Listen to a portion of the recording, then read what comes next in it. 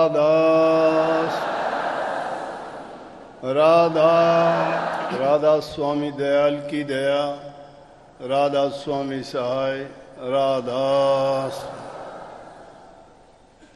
प्यारी साध संगत जियों, भाइयों बहनों, बच्चे बुजुर्ग, जितने भी आप सत्संग लाभ के लिए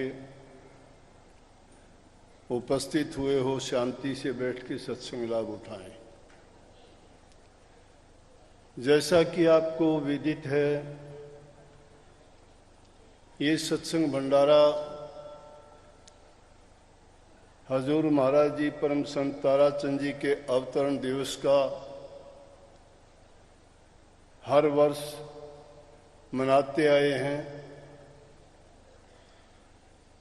उस महान संत के इस अवतरण दिवस पर आप सबको बहुत बहुत सबको मंगल कामनाएं। उनका आशीर्वाद, उनकी मेहर और उनके आदेश और उपदेश हमें हमेशा रास्ता दिखाते रहें और किसी भी प्रकार की घटनाओं से, बाधाओं से हम विचलित ना होके उनके उपदेशों के अनुसार अपने जीवन में आगे बढ़ते रहे। महापुरुषों का अवतरण दिवस संसार के भूले भटके जीवों को न सिर्फ रास्ता दिखाने के लिए बल्कि उनके इस संसार से बंधन मुक्त करने के लिए आते हैं। आपने बहुधा देखा सुना होगा, संतों के आगे बंदी छोड़ लगाते हैं। बंदी छोड़ का मतलब है कि वो जीवों के बंधन कटवाने के लिए ही प्रकट होते हैं। बंधन किस चीज के हैं? इस जीव आत्मा को जो बंधन पड़े हुए हैं, हम स्वयं एक दूसरे को देखते हैं, सभी जहां बंधे हुए हैं वो इस बात के बारे में नहीं जानते। लेकिन संत जब प्रकट होते हैं तो जीवों को इनकी भूली हुई याद दिलाते हैं।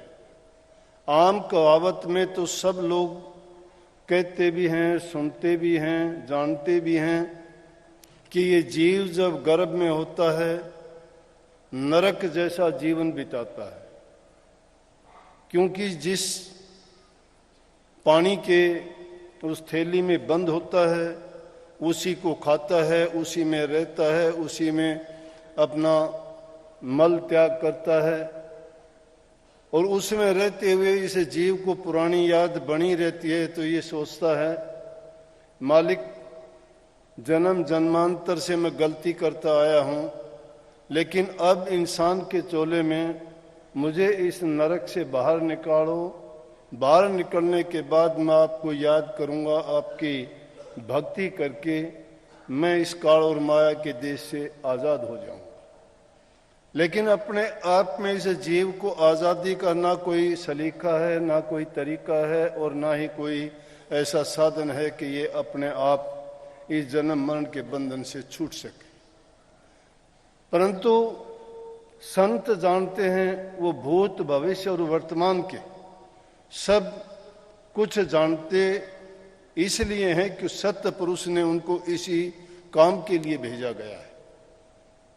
चाहे आप किसी भी देश में जो भी महापुरुष आए, उनके जीवन की घटनाओं को देखोगे तो उन्होंने तो स्वयं भी परोक्ष रूप से या अप्रोक्ष रूप से सीधा तो नहीं कहा, क्योंकि संत कभी अपनी मान बढ़ाई नहीं कराते, लेकिन फिर भी वो बात को गुप्त रूप से कह भी जाते हैं, जिसकी विवेक की आंख खुली होती है।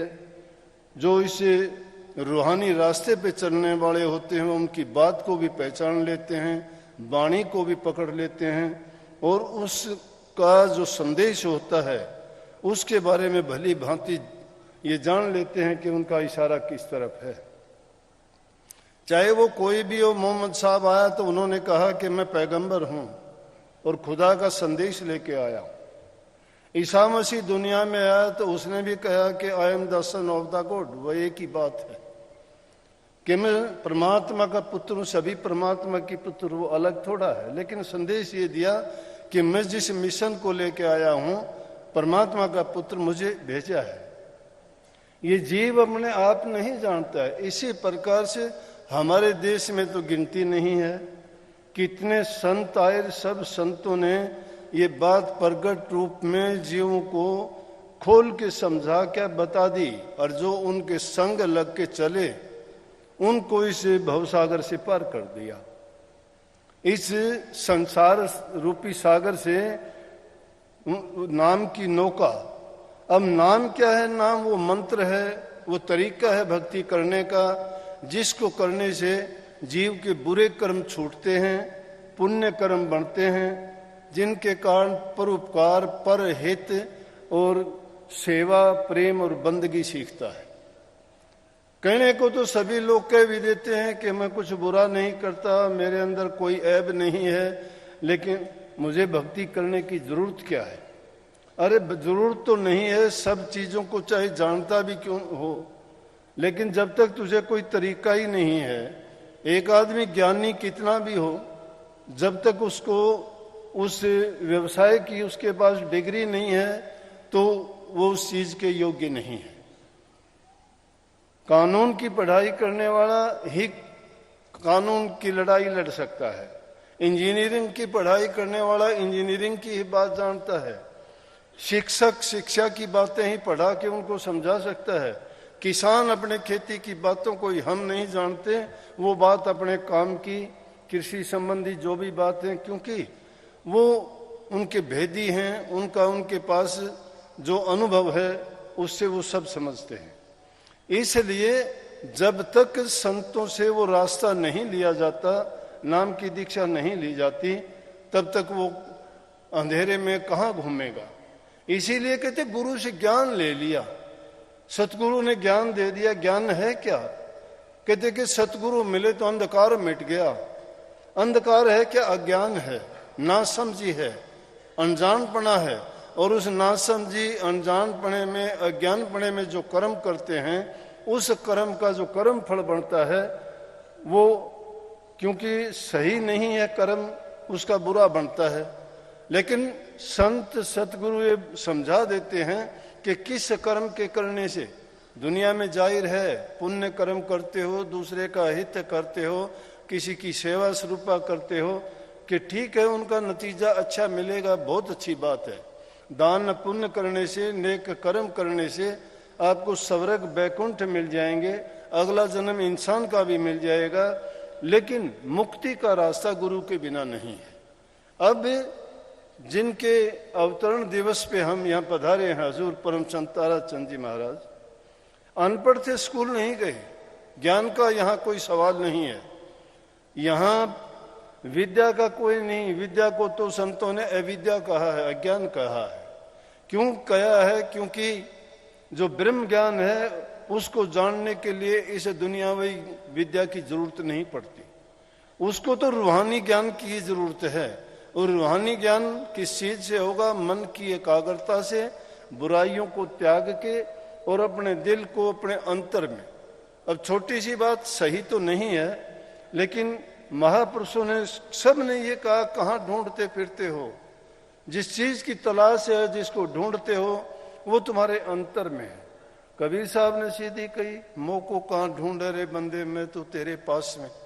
हम ढूंढते हैं मंदिरों में, मस्जिदों में, गुरुद्वारों में, कंदराओं में, गुफाओं में, जप में, तप में, यज्ञ में, हवन में, पूजा पाठ में, मंत्रों में। अच्छी बात है, लौकिक भक्ति है, वो मान बढ़ाई मिलेगी आपको। फलाना आदमी दान करता है, वो आदमी क्षेत्र खोल दिए, उसने गरीबों की ये की, बहुत अच्छी बात है। ये जो आदमी वो नहीं करता तो कम से कम दुनियावी काम जो करता है वो भी कोई कम नहीं है। वो नामवरी भी पाता है, उसकी मन की शुद्धि भी होती है, और नेक कर्म करने से उसका नेक फल भी उसको प्राप्त होता है। लेकिन उस नाम की खूबी को कौन पहचानता है? उस नाम के बिना, अब ये जिस तरह से वाणी थी कि लाग्या रहिए प्रेमी भाई रे, तेरी बनत बनत बन जाई रे। लाग्या रहने का मतलब कि अगर सच्चाई के रास्ते की ओर चलोगे, उस पर कदम तुमने रख दिया, तो उसमें चाहे लाख बाधाएं आए, कितने भी कष्ट क्यों ना हो, विचलित नहीं होना। नेक रास्ते पर चलते हो तो चलते रहना चाहिए। अनेक प्रकार की संसारी बाधाएं तुम्हें परेशान करेंगी, रोकने का प्रयास करेंगी, क्योंकि जगत भगत का बैर है, ज्यों केड़ा बड़बेर वो हाल है वो चीर देर साहिब करे नमेट। जगत और भगत का बैर है। बेरी के पास में अगर केड़े को हमने बो दिया है, खड़ा कर दिया है, तो उसकी समझो कि अच्छा नहीं किया। वो तो हमें पहले ही सोचना चाहिए कि बेरी के पास में केड़ा नहीं बोना चाहिए, क्योंकि वो तो अपने स्वभाव से हिलेगा, हवा के कारण हिलेगा, लेकिन वो बेरी भी तो अपने स्वभाव से उसको चीर देगी। इसलिए नेकी का रास्ता जो है उसके अंदर बाधाएं तो आएंगी, लेकिन उसमें इंसान विवेकशील है, बुद्धिमान है, वहां गुरु के ज्ञान की जरूरत पड़ती है। अब अगर हम संसारी आदमी हैं तो हम कांटे का जवाब कांटे से देना चाहते हैं, बुराई का जवाब बुराई से देना चाहते हैं, लड़ाई का लड़ाई से, गाली का गाली से। उससे होता क्या है, बुराई से बुराई बढ़ती चली जाती है। एक इंसान बुरा करता है, दूसरा इंसान उस बुराई के बदले में उसका बुरा करता है। अब भला कौन हुआ, दोनों ही एक जैसे हैं उनमें। लेकिन संतों की ये शिक्षा है कि जो तो को कांटा बोए तू बो वाको फूल, तेरे तुझको फूल मिलेंगे, वाको है त्रिशूल। तू जो दूसरे के लिए बुरा करेगा तो बहुत बुरी बात है, लेकिन जो तेरे को कांटे बोते हैं तुम बुरा मत कर। क्यों ना कर, क्यों तेरा कर्म तूने अच्छा किया, फूल बोए उसने कांटे बोए। कांटे का परिणाम कांटा होगा, दुख होगा, लेकिन फूल का परिणाम फूल होगा। और कर्म का फल एक नहीं, हजारों रूप में पैदा होके उसको वो उसके पास पहुंचेगा। हजूर महाराज की अगर बात देखोगे, बचपन से लगन थी। जैसे कही ने कि परमात्मा संदेश दे के भेजता है, वो अपना मिशन लेके आते हैं, उनको संसारी चीजों की जरूरत नहीं पड़ती। लेकिन संत ऐसी जगह में प्रकट होते हैं जहां पाप कर्म ज्यादा होते हों, जहां अज्ञान ज्यादा हो, जहां लोगों को समझ नहीं हो। हमारे देश में तो अब कुछ दिनों से, ये 40-50 साल के बाद जागृति आई है, नहीं तो हम तो दास रहे थे, पशुओं जैसा जीवन था हमारा। ना शिक्षा थी, ना कोई हमारा अच्छा खाना पीना था, ना कोई सोना बैठना उठना था, ना कोई घर मकान थे। सब प्रकार की तकलीफ थी, रोजी रोटी की हमें कोई शुद्ध नहीं थी, जो मिलता था उसी से पेट भरते थे। आज जमाना क्या है, आज हर चीज सुलभ है हमारे लिए। तो उस जमाने में ये बात संत ऐसी जगह में प्रकट होके और भक्ति रूपी पौधा जो बोते हैं और उसके लिए ये उसका भविष्य देखते हैं कि इसमें अच्छे फल लगेंगे, ये हम थोड़े समझ सकते हैं।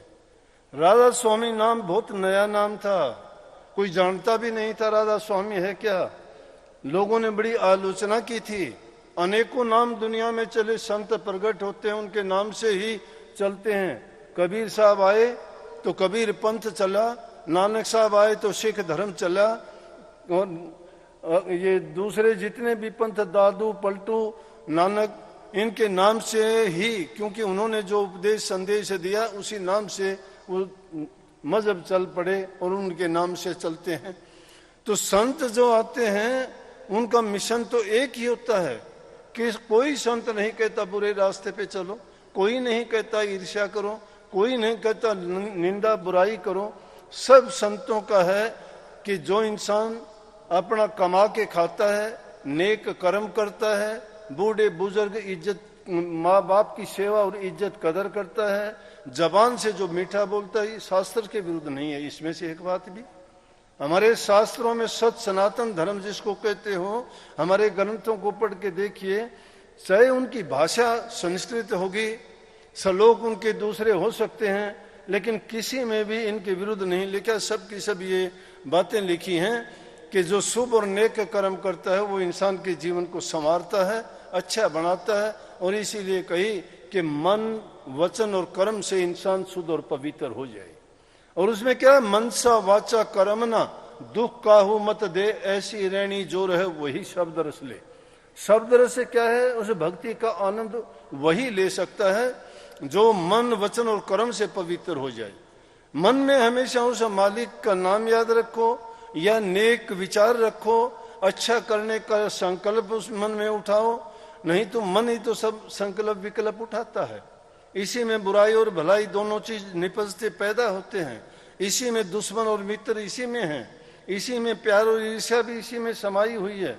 लेकिन जिस चीज को भी हम उभार लेते हैं वही चीज प्रकट होके हमारे कर्म का रूप धारण करती है, और कर्म का रूप धारण करके वही कर्म फल बन जाता है। जो कर्म फल बन जाता है उस कर्म से बच नहीं पाते, भोगना ही पड़ता है। जिसने जो कर्म किया, कितने जन्म बीत जाओ, वक्त बीत जाएंगे, लेकिन कर्म फल उसका पीछा नहीं छोड़ता। जिस प्रकार से बैंक में आपका खाता ब्रॉड फॉरवर्ड होता रहता है ना, इसी प्रकार से आपका कर्म फल भी ब्रॉड फॉरवर्ड हो जाता है। चाहे किसी योनि में भी जाओ, ये इंसान की योनि में इससे पहले कितने जन्म हमारे हुए होंगे याद नहीं है। क्यों नहीं याद? राधा स्वामी मत में स्वामी जी महाराज ने स्पष्ट करके लिखा है कि इस जीव को पिछले जन्म याद नहीं रहेंगे। जब सत्य पुरुष की भक्ति करके काल महाराज ने उनसे वरदान प्राप्त किया तो उन्होंने 4 वरदान मांग लिए थे। पहला ये था कि इन जो भी जीव को जिस योनि में भेजो उसी में खुश रहेगा वो। अब जिस योनि में जीव जाता है, चाहे सुअर की है, सांप की है, गधे की है, कुत्ते की है, कीड़े मकोड़े की है, उसी में खुश रहता है। उसको तुम मरने के लिए दौड़ो, वो पीछा छुटाता, मरना नहीं चाहता। लेकिन जीवन देखो कि चाहे भिष्टा करके पेट भरता है अपना वो, लेकिन उस योनि को छोड़ना नहीं चाहता। तो इससे सिद्ध हुआ कि जिस योनि में जीव भेजा जाता उसी में मस्त रहता है। नंबर 2, किसी भी जीव को अपना पिछला जीवन याद नहीं रहता। यदा कदा कई काफी घटनाएं अखबारों में, टीवी में हमें सुनने को मिलती हैं कि फलां गांव में कोई लड़का था, कोई लड़की पिछले जन्म की बात बताती है, एकादी सिद्ध हो भी जाती होगी, पता नहीं, हमने कोई देखा तो नहीं ऐसा। एकाद ऐसा मिला भी तो उससे पूछने की कोशिश करी, वो सही जवाब नहीं दे पाया। लेकिन हम ये नहीं कहते नहीं होगा, हो सकता है, कुछ भी हो सकता है प्रकृति में। वो मालिक की जो रजा हो वो कुछ का कुछ कर सकता है। लेकिन इस जीव के लिए बहुतायत ये है कि इसको कुछ भी याद नहीं रहता, मेरी पिछली योनि क्यों थी। अगर उसको ये याद हो तो कोई भी आदमी इस दुनिया में आके खोटा और मंदा कर्म नहीं करेगा। तीसरा वचन ये ले लिया था कि संत किसी को भी जीव को अपने पास बुला के और उनको नाम भक्ति या उपदेश या शिक्षा ना दे। क्योंकि अगर तुम किसी को बुला के फोर्सिबली बलपूर्वक कोई चीज उसको देना चाहते हो, ये इंसान की कमी है, वो सोचेगा इसका क्या हित है इसमें, ये मुझे क्यों कहता है ऐसा। वो ये नहीं सोचता कि तेरा हित करता है, क्योंकि इंसान खुद बेईमान है। इसको खुद के जिसके दिल में ईमान नहीं है, सच्चाई नहीं है, विश्वास नहीं है, तो दूसरे पर यकीन नहीं करेगा। वो फिर भी ये सोचेगा। एक कहावत है, कहते हैं हिमाचल प्रदेश में, सुनी सुनाई बात है, बुरा ना मानना, अगर झूठी हो तो भी कोई मतलब नहीं, लेकिन चाहे काल्पनिक है। अगर बरसात है, वहां बरसात में एक आदमी छाता लिए खड़ा है, दूसरा आदमी भीगता है, तो वो उसको भीगने वाले को अगर ये कह दे कि आजा छाते के नीचे आजा, तो वो उसे ये कहता क्या देगा अगर छाते के नीचे आ गया तो मैं।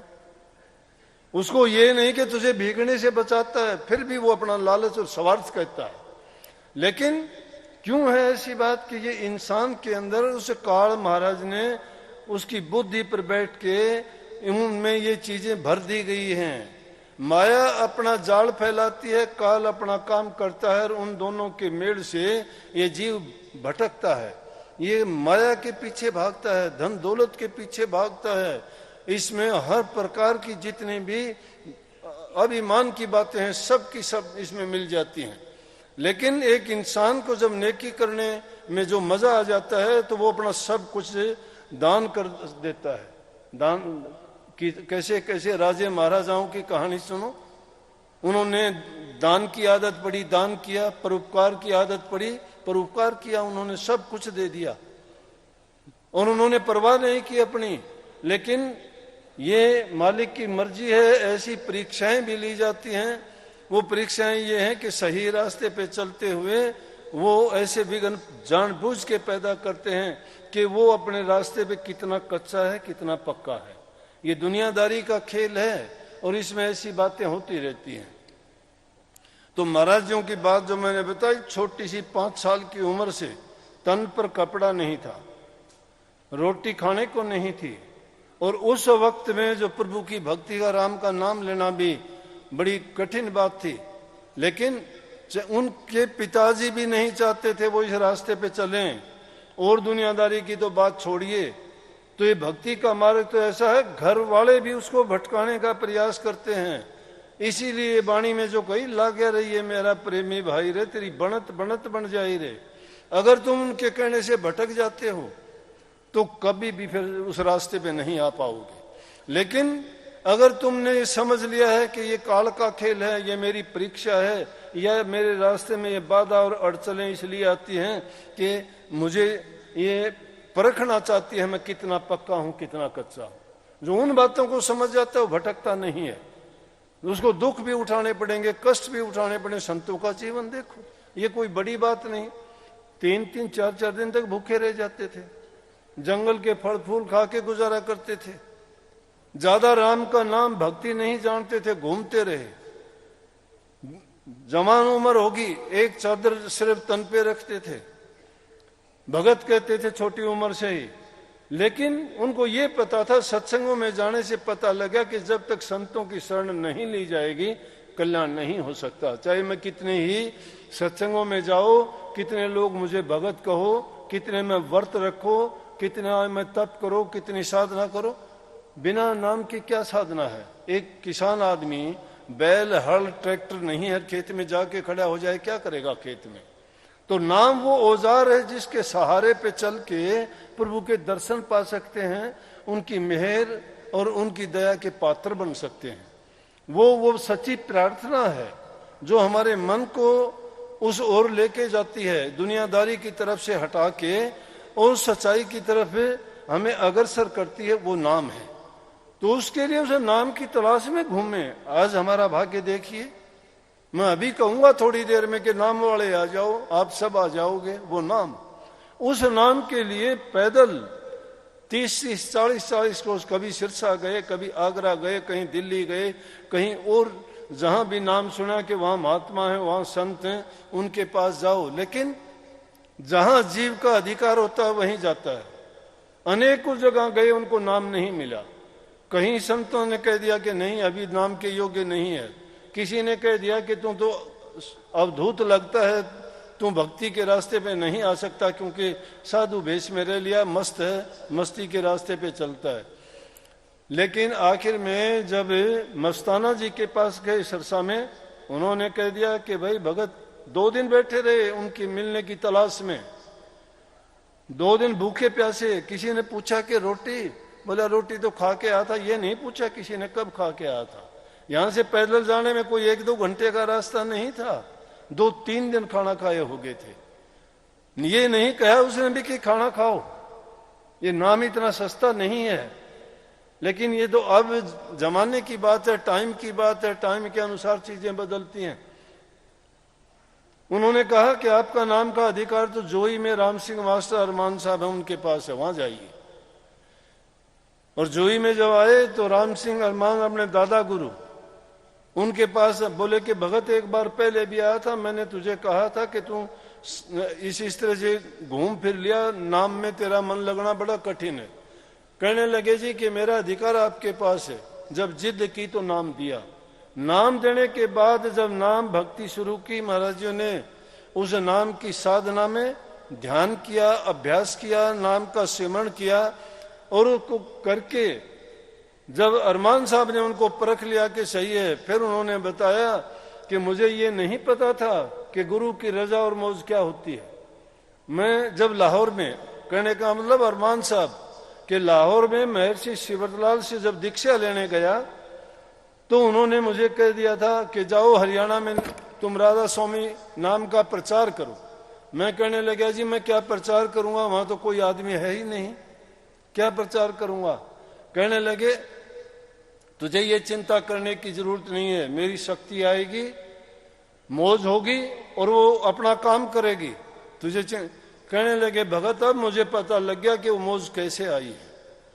संत जो ताकत देते हैं वो तो अरंड को चंदन बना देते हैं, सीख को सहतीर बना देते हैं, कुर्डी को महल बना देते हैं, वो गरीब को गद्दी पर बैठा देते हैं, राजा को मिट्टी में मिला देते हैं। जब रजा उस महल मालिक की जब फिरती है तो क्या नहीं हो सकता, वो सब कुछ कर सकते हैं। कहने लगे उसके बाद जो उन्होंने काम किया तो लोगों ने बड़े ताने, अलग अलग मतों ने कितने उनके साथ अलग अलग, जितने कोई धर्म था, कोई संस्था थी, कोई दूसरे बराबर में दूसरे मत के प्रचारक मानने वाले थे, उन्होंने कहा ये तो नाम नहीं, ये तो बस गलत प्रचार करते हैं, राधा स्वामी नाम एक स्त्री और आदमी का नाम है, ये भगवान का नाम थोड़ा है, इससे अच्छा राम राम कह लेता, इससे अच्छा तो हरे राम हरे कृष्णा कह लेता, इससे अच्छा ओम शांति कह लेता, इससे अच्छा सतनाम कह लेता, वाहे गुरु कह लेता। वो नाम थे, ये राधा स्वामी नाम कहाँ से आ गया, ये परमात्मा का नाम है ही नहीं। लेकिन सच्चे मन से जब वो लगे और उन्होंने उस नाम की कमाई की, प्रकट हो गई वो अपने आप। क्यों प्रकट? सच्चे होके जिस काम में लगोगे तो दुनिया की कोई ताकत नहीं कि आपको रोक दे। इंसान के अंदर वो शक्ति है जो परमात्मा में है, इसलिए कहते आत्मा सो परमात्मा। लेकिन सच्चे होके नहीं लगते हम, या तो थोड़ी सी बात आती है छोड़ छाड़ के भाग लेते हैं, या हमारा मन वैसे ही विचलित रहता है, संसारी पदार्थों की ओर मन भगा देता है, किसी को लोभ को, किसी को लालच में, किसी को स्वार्थ में, किसी को निंदा में, किसी को बुराई में बहक जाते हैं। हम मन बढ़ाई के लिए पता नहीं क्या का क्या कर लेते हैं। भक्ति कहाँ है? भक्ति अगर करते तो इतने लोग भक्ति करेंगे, मैं कहता हूं सारा दुनिया संवर जाएगी, लेकिन नहीं है भक्ति। हम भी क्या करते हैं, सुनते हैं, बड़े कुछ देर के लिए सुनेंगे, बाहर निकलने के बाद सब भूल जाएंगे। अगर जो विचार जो मन अब है अगर यही रखा जाए और हम ये संदेश लेके जाए, एक आदमी भी अपनी जिंदगी में एक दूसरे इंसान को सुधार दे, तो मैं कहता हूं आप तो साल में कई हजारों को सुधार दोगे। लेकिन क्यों नहीं सुधरते? क्योंकि आप नहीं सुधरे। क्यों नहीं सुधरे? क्योंकि आप नहीं सुधरे। आपको देख के वो कहते हैं कि तुम सत्संग में जाके आप सुधरे क्या?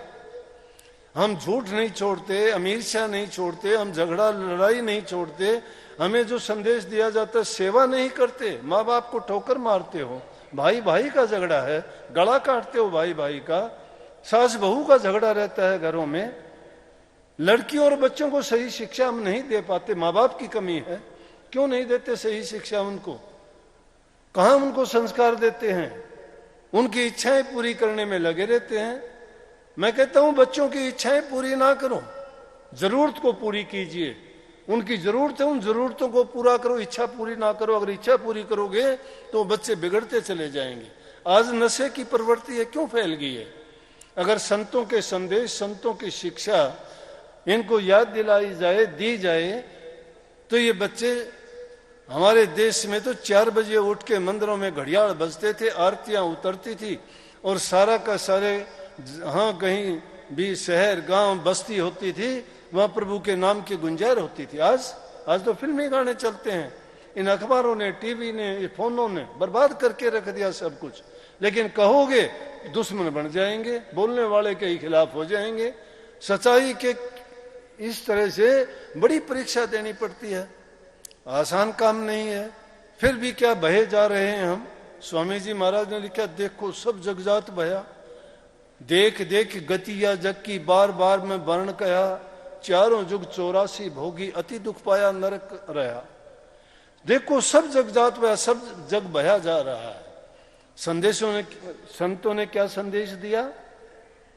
कहते हैं कि दुनियादारी के काम करते हुए नेक काम करो, लेकिन नेक काम करते हुए आप दुनिया में सुखी जीवन जियोगे। जिस घर में प्यार प्रेम है, शांति है, आपस में मेल जोल है, तुम कोई भी काम करोगे उसमें लाभ ही लाभ होगा। अगर तुम घरों में लड़ाई झगड़ा रखते हो, एक दूसरे की इज्जत कदर नहीं करते, बूढ़े बुजुर्ग की बातें नहीं सुनते और वचन से मीठे नहीं हो, कुछ का कुछ बोल देते हो, जहां बड़ों को सम्मान और इज्जत नहीं दिया जाता, तो फिर यूं समझो कि उस घर में तो नरक के समान हो जाता है। इसलिए जहां सुमति वहां सुख नाना, जहां कुमति वहां दुख विधाना। जहां सुमति है वहां नाना प्रकार के सुख हैं, जहां दुर्बुद्धि और गलत काम होते हैं, बुराइयां होती हैं, जहां निंदा चुगली होती है, बच्चे अपने आप बिगड़ जाएंगे। वो तो नरक जैसा वासा है उन घरों में। बच्चों के सामने तो हमें घर की बात ही नहीं करनी चाहिए, उनको तो अच्छी बातें बतानी चाहिए, क्योंकि आने वाला समय उनका होगा। लेकिन आज अगर उनको हम अच्छे संस्कार नहीं दे पाए, हमारे देश को दुनिया की दृष्टि में लोग ये कहते थे कि अगर परमात्मा के दर्शन करना चाहते हो तो हिंदुस्तान में जाओ, साक्षात दर्शन होते हैं। यहां लोगों का इतना विश्वास प्रभु में था, यहां आंखें बंद करके बैठ जाते थे कि जो करेगा परमात्मा करेगा। मोहम्मद गौरी और गजनी जैसे बादशाहों ने यहां आके आक्रमण किया, मंदिरों को तोड़ा। उन मंदिरों में ऐसी ऐसी मूर्तियां लगी थी, लेकिन वहां भी जो पंडित पुजारी और भगत लोग बैठे होते थे, उन्होंने झगड़ा नहीं किया, उनको आने दिया कि जाओ मंदिरों में। लूट खसोट की, हीरे जवाहरातों से भरे हुए थे, लूट के ले गए, मूर्तियों को तोड़ दिया। लेकिन वो क्या, आंखें बंद करके बैठे रहे कि परमात्मा इनको सजा देगा। हिंदुस्तान का कुछ नहीं बिगड़ा, लेकिन वो लुटेरे पाखंडी कहां गए। ये पाप कपट का खेल थोड़े दिन का चलता है। मन में अगर आदमी धैर्य शांति रखता है और देखता है तो निश्चित रूप से अंत भलाई का भला होता है और बुराई का बुराई होगा, और वो एक नहीं अनेकों रूप में प्रकट होकर उसको बर्बाद कर देगी। इसलिए जो नाम है, हम वही शिक्षा, मेरे पास भी कोई नया शब्द नहीं है। मैं अपने गुरु का उपदेश, उन द्वारा दी गई शिक्षा, अनपढ़ होते हुए उन्होंने वाणी लिखी, मैं कहता हूं कि कमाल कर दिया। ऐसी ऐसी बातें उन्होंने लिखी कि अगर हम अपने जीवन में उनमें से दो चार बातें भी अपना लें तो ही हमारा जीवन संवर जाएगा। अरे भक्ति ना करो, तुलसीदास जी ने तो ये कही, रे नर भला ना कर सके बुरे पंथ मत जा, अमृत फल चाखा नहीं तो विष फल खाए खा। अगर तुम किसी का भला नहीं कर सकते तो बुराई के रास्ते पे तो ना जाओ, क्योंकि अगर अमृत फल नहीं चख सकते, तुम्हारे भाग में नहीं है, तो कम से कम तुम जहर का फल भी खा के क्यों अपने जीवन को बर्बाद करते हो। तो कितनी अच्छी बात लिखी उन्होंने, एक 4 लाइन में लिखी कि भाई बंद और कुटुंब कबीला सब मतलब की यारी है, अपना मतलब निकल गया फिर लगता सबको खारी है, क्यों आया था क्या करना था ये भी बात विचारी है, तारा संद्र है चोरों के संग उसकी क्या साहूकारी है। कितनी कमाल की बात कही है कि जो इंसान संगति अच्छी नहीं करता, चोरों के संग रहता, उसकी क्या साहूकारी, क्या भलाई, क्या बड़ाई है, क्या महानता है उसकी। क्या कह दिया, भाई बंद और कुटुंब कबीला, ये सब ने कहा है, सब मतलब के हैं। मतलब नहीं, जिससे मतलब नहीं निकलता उसको ठोकर मार के घर से बाहर निकाल देते हैं। जब तक तुम्हारा शरीर चलता है तब तक अच्छा है, माँ बाप भी इतने अच्छे लगते हैं जब तक तुम्हारा काम करते हैं। गरज बिना कोई नहीं प्यारा, मतलब के बिना कोई नहीं प्यारा, मात पिता भी प्यारे इतना धंधा पीट सारा, मात पिता भी प्यारे इतना धंधा पीट सारा, काम कर्म से हुए निकमे पुत्र दे झलकारा, कोई नहीं गरज है, गरज दीवानी है। गरज है तो आदमी गधे को भी बाप कहता, गरज नहीं पूरी होती तो उसका भाई भी उसका दुश्मन है। तो भाई बंधु कुटुंब कबीला सब मतलब की यारी है। क्या तुम बड़े कुटुंब परिवार को देख के खुश होते हो कि मेरा है? तुम्हारा जिस दिन मतलब पूरा हो जाएगा ना, मैं अभी सुबह सुबह आज एक बात चली हुई थी जब मुझे याद आ गई, मैंने कहा कि आदमी की जब जरूरत पूरी हो जाती है तो सबसे पहले उसको आदमी दुख देता है जिसने ज्यादा मदद की। अंधे आदमी को अगर आंख मिल जाती है ना तो सबसे पहले उस छड़ी को, उस लकड़ी को दूर फेंकता है जिसने सारी जिंदगी उसको रास्ता दिखाया और उसका साथ दिया। इंसान की भी ये हालत है, जो जिस तरह जिसका हित करता है सबसे पहले वो उसको दुश्मन बनाएगा। जब उसका मतलब पूरा हो जाएगा तो सबसे पहले उसी का जो उसका हित करता है, भलाई करता है। ये इंसान की कमी है। अगर इंसान दूसरे के हित को ना भूले, हमारे देश की सभ्यता थी, मैं खुल के कहा करता हूं, 3 बातों को जो लजा देता है, गुरु से नाम लेके जो गुरु को गालियां दिलाता है, उनकी शिक्षा और उपदेश के अनुसार काम नहीं करता, उस शिष्य निकम्मा है। उसका पाप कभी नहीं मिट सकता। जो माँ का दूध पी के अपनी माँ को कष्ट और दुख देता है, उस जैसा दूध लजाने वाला और दुष्ट आदमी कोई नहीं हो सकता। और किसी का नमक खा के इंसान जो नमक हरामी करता है, उस जैसा दुष्ट भी दुनिया में कोई नहीं हो सकता। ये 3 ऐसे हराम हैं, गुरु हराम, नमक हराम और दूध हराम। इन चीजों से इंसान को सोचना चाहिए। ये हमारे देश का एक कितना बड़ा सिद्धांत था कि जिसका नमक खा लेते थे, चाहे प्राण जाते, उसके नमक हरामी नहीं करता था। आज तो चाहे उसको तुम जिंदगी दे दो तो भी वो तुम्हारी गर्दन काटने के लिए तैयार हो जाएगा। इसलिए कही कि भाई बंद और कुटुंब कबीला सब मतलब की यारी है। अपना मतलब लेकर गया, फिर लगता सबको खारी है। जिस तरह जब तक बैल चले हड़िए में, तब लग डालने चारा। बूढ़ा हो गया नाथ काजी, घर घर लाठे खाया। गरज बिना कोई नहीं प्यारा, मतलब के बिना कोई नहीं प्यारा। मतलब के बिना प्यारा नहीं है। बैल बेचारा पूरी जिंदगी हड़ चलाता है, पेट भरता है तुम्हारा, कोई तकलीफ नहीं देता। कितना वजन डाल के उसके कंधे पर रख दो, इनकार नहीं करता, बैठ जाता है, हिम्मत नहीं है, बोल नहीं सकता। पूरी जिंदगी तुम्हारी मदद करता है। बूढ़े होने पे उसकी नाथ निकाल कर उसको निकाल देते हैं घर से, जाओ कहीं भी। क्या बीतती है उसके साथ में। जिस इंसान के दिल में दया धर्म नहीं है, क्या भक्ति खाक करेगा वो। इसलिए भगत बनने से पहले इंसान बनो, इंसानियत को मानो, रूहानियत के रास्ते पे उसके बाद में चल पाओगे। रूहानियत तो बहुत ऊंची चीज होती है जो रूह के लिए काम किया जाता है, और रूहानियत का भेद संत सतगुरुओं से मिलता है। और संतों से नाम की दीक्षा लेके गुरु के बताए अनुसार जो काम करता है उसको गुरुमुख कहा जाता है। उन रास्ते पे चलता है उसको गुरु भक्ति कहा जाता है। और सब ने कहा है कि प्रथम सीढ़ी है गुरु भक्ति। गुरु भक्ति बिन काज न रति, गुरु भक्ति दृढ़ के करो पीछे और उपाय। बिन गुरु भक्ति मोह जग कभी न काटा जाए, मोटे बंधन जगत के गुरु भक्ति से काट। झीनने बंधन चित्त के कटे नाम प्रताप, जब लगे मोटे जा नहीं तो झीनने कैसे जा। ताते सबको चाहिए नित गुरु भक्ति कमा। गुरु भक्ति ये नहीं है कि गुरु की जाके धन चढ़ाओ, उसके अन्न चढ़ाओ या जो मन में आए वो काम। गुरु भक्ति है गुरु के उपदेश की पालना करना, गुरु की आज्ञा मानना। और गुरु तुम्हें क्या आज्ञा देता है? गुरु तुम्हें तुम्हारे हित की बात करता है, गुरु का हित नहीं है। गुरु का हित नहीं है। कबीर गुरु सबको चाहे, गुरु को चाहे न कोई। गुरु सबके लिए ज्ञान बांटता है, सब ले जाओ, किसी एक के लिए नहीं है। कबीर साहब कहते हैं कबीर भक्ति चौगान की, कबीर भक्ति चौगान की भाव कोई ले जाए, कोई ले जाओ इसको। ऊंच नीच का, जाति पाति का, छोटे बड़े का, गरीब अमीर का सवाल नहीं, इस दिल का सवाल है।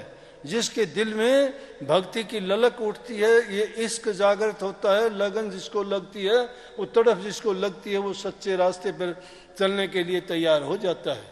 और जो इस रास्ते पे चलता है, ये सब अमर कोई नहीं रहा दुनिया में। दुनिया से कोई चीज एक यहाँ से इतना कण मात्र भी साथ लेके नहीं जाता।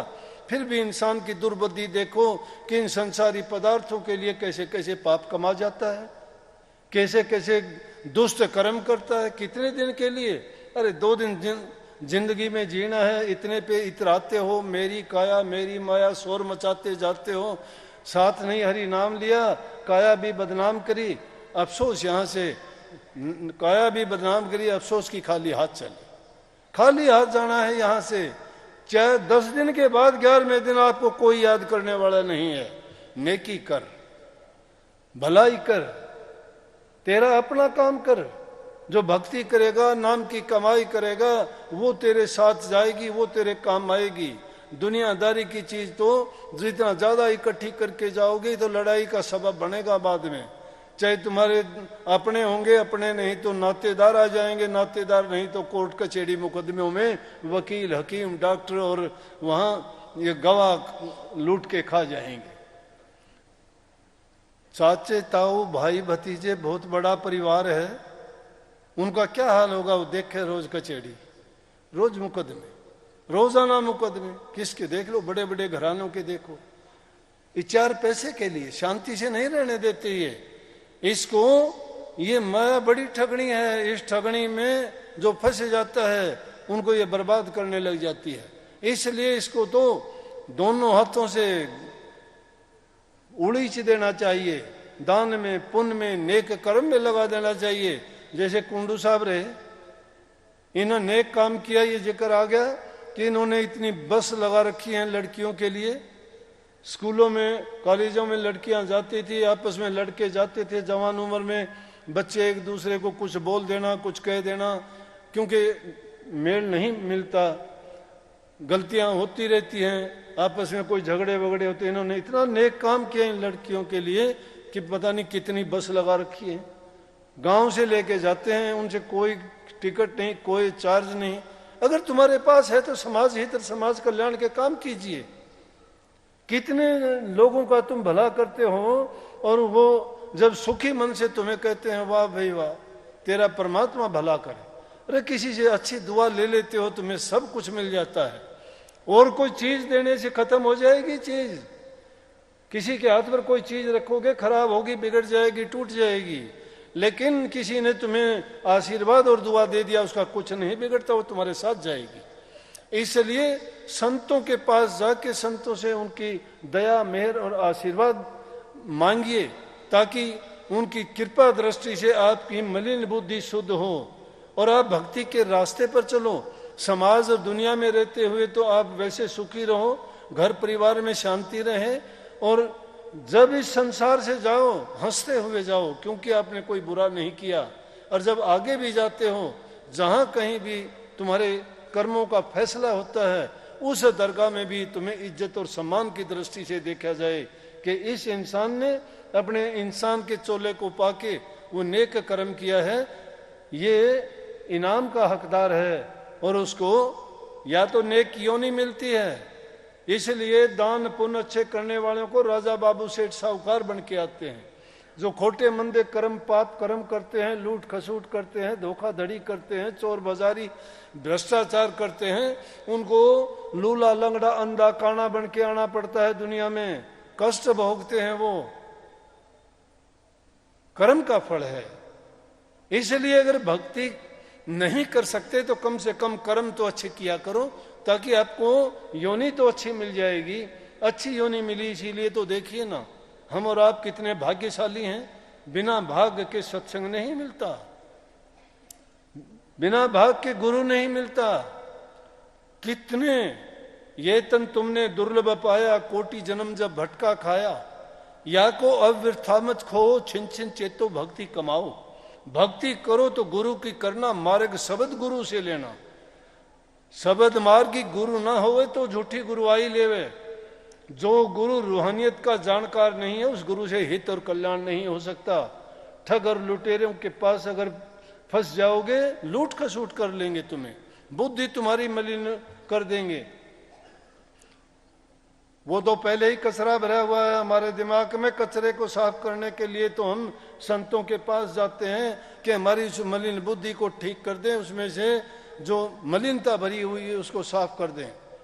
संतों का घाट धोबी के घाट जैसा होता है। चोर, डाकू, ठग, लुटेरे भी उनके पास जाके महात्मा बन जाते हैं। लेकिन शर्त यह है कि वो अपनी पुरानी आदतों को छोड़ दें। जो उन आदतों को नहीं छोड़ता है वो कभी भी सुधर नहीं सकता। वो आदमी स्वयं कोशिश करेगा। कितने लोग मेरे पास आके कहते हैं, लेके आते हैं कि जी ये शराबी है, उसको सत्संगी कह देते हैं हमारे महाराज जी के पास लेके चलो, छुटा देगा। कैसे छुटा दूंगा मैं? शराब वो पीता है, आदत उसकी है, मैं उसको क्या कहूं? मेरे पास झूठ मैं नहीं बोलूं, मेरे पास कोई मंत्र नहीं शराब छुटा दूं, मेरे पास ऐसी कोई दवा दारू नहीं उसको पिला दूं वो उसी दिन के बाद छोड़ दे। मेरे पास एक दारू है, एक दवा है मेरे पास कान में डालने वाली, जो अब डालने लग रहा सबके कान में। वो दारू मैं कान में डालता हूं, दिमाग में जाके लड़ती है, वहां काम करती है। मैं उसको ये कहता हूं अपना जीवन क्यों बर्बाद करता है। नशे विषयों में जो इंसान पड़ जाता है वो कभी अपना जीवन पूरा नहीं करता, सुसाइड करनी शुरू कर देता है, रोम रोम करके मरना शुरू हो जाता है। और छूत जैसा रोग है वो खुद नहीं परिवार को भी मारना शुरू कर देता है।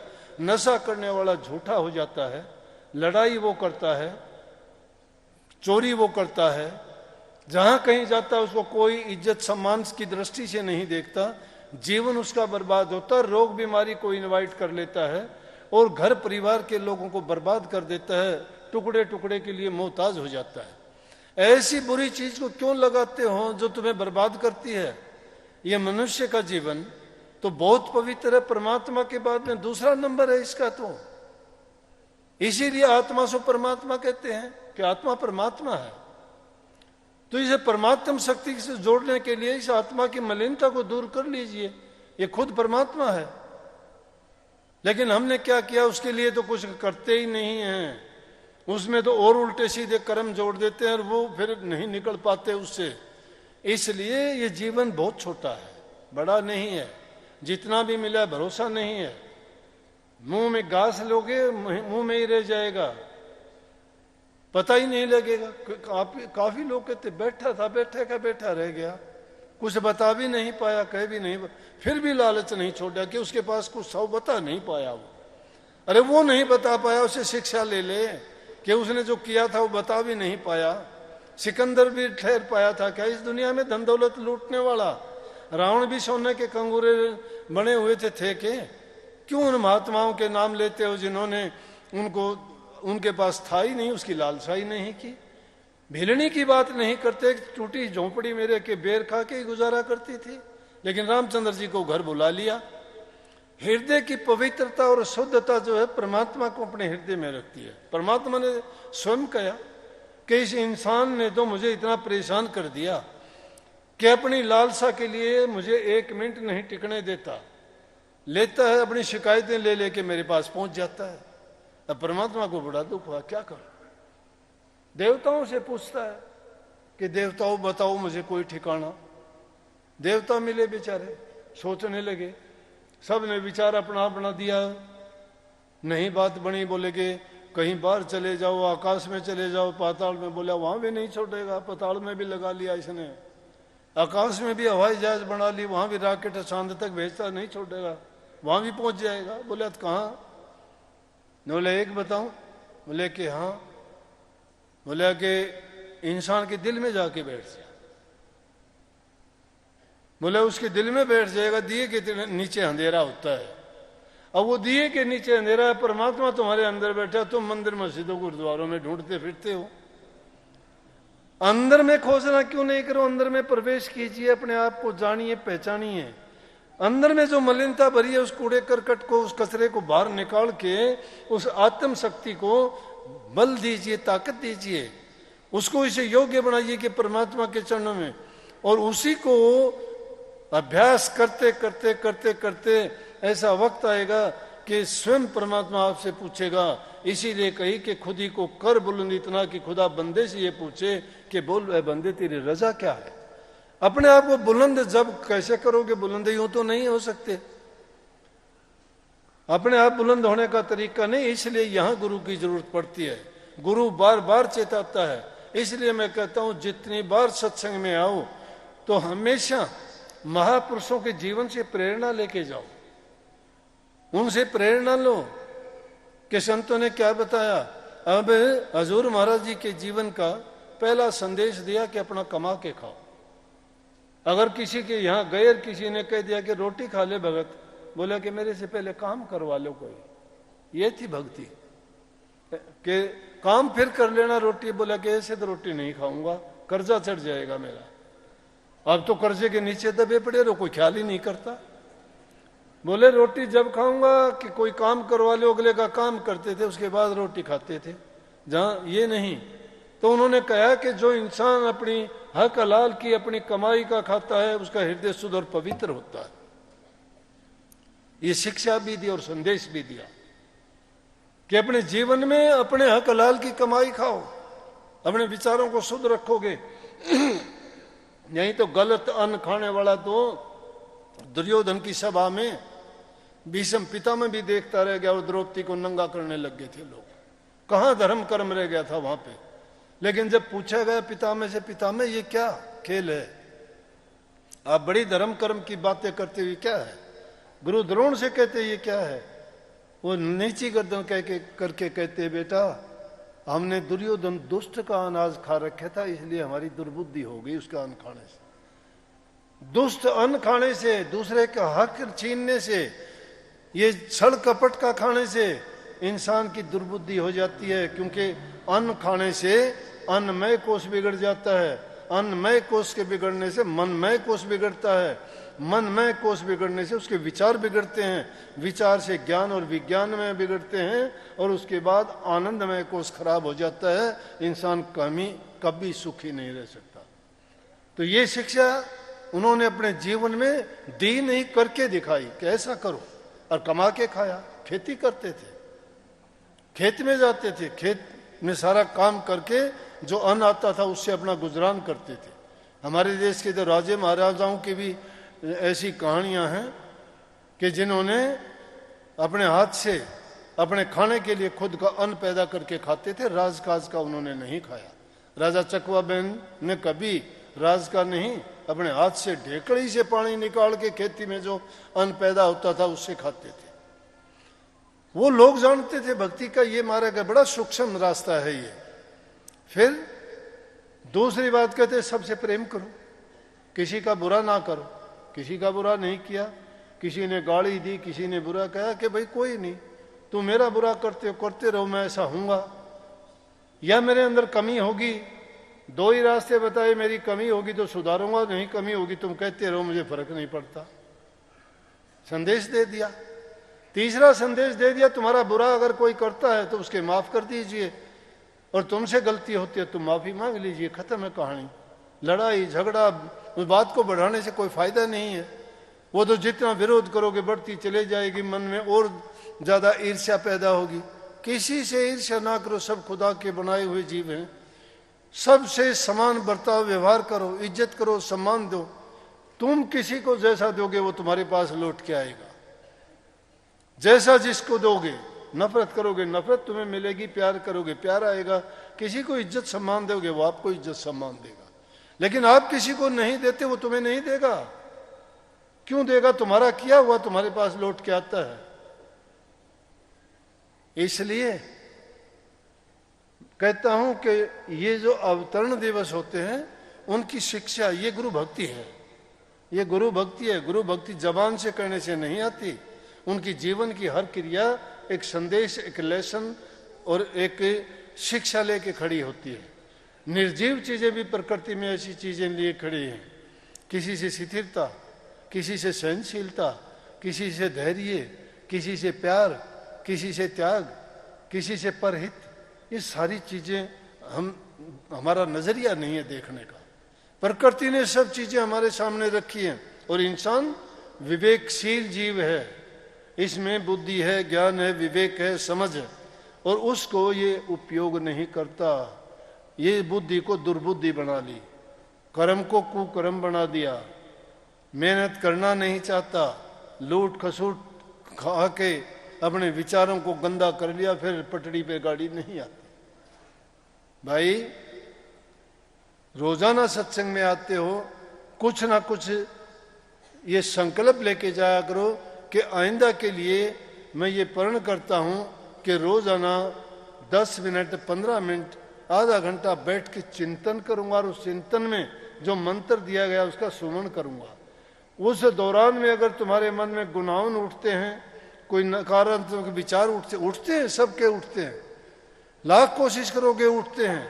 अनेक प्रकार के लोग मिलते हैं, बातें ऐसी होती हैं, तो उन विचारों को छोड़ते चलो, उनकी तरफ ख्याल ना करो। मैं कहता हूं निर्विकल्प समाधि अगर तुम 2 मिनट के भी लगा लोगे ना, तो पूरी ताकत मिल जाएगी, रूह की ताकत बढ़ती चली जाएगी, काल की और मन की शक्तियां क्षीण होती चली जाएंगी, और रूह ज्यों ज्यों बलवती होती जाएगी तुम्हें ज़्यादा आनंद आता चला जाएगा और तुम्हारी रूहानी शक्ति और आगे से आगे उन्नति करेगी।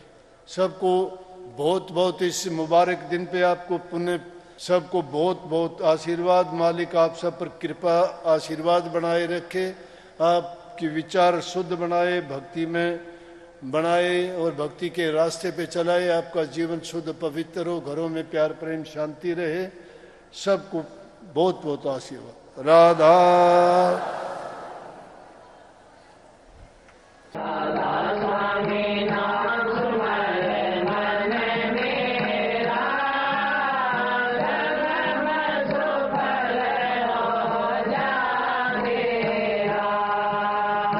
आप हमारे संत वाणी चैनल को सब्सक्राइब करें, वीडियो को लाइक करें, शेयर करें और हाँ, बेल आइकन पर क्लिक करना बिल्कुल ना भूलें ताकि हमारी किसी भी वीडियो की सूचना सबसे पहले आपको मिले।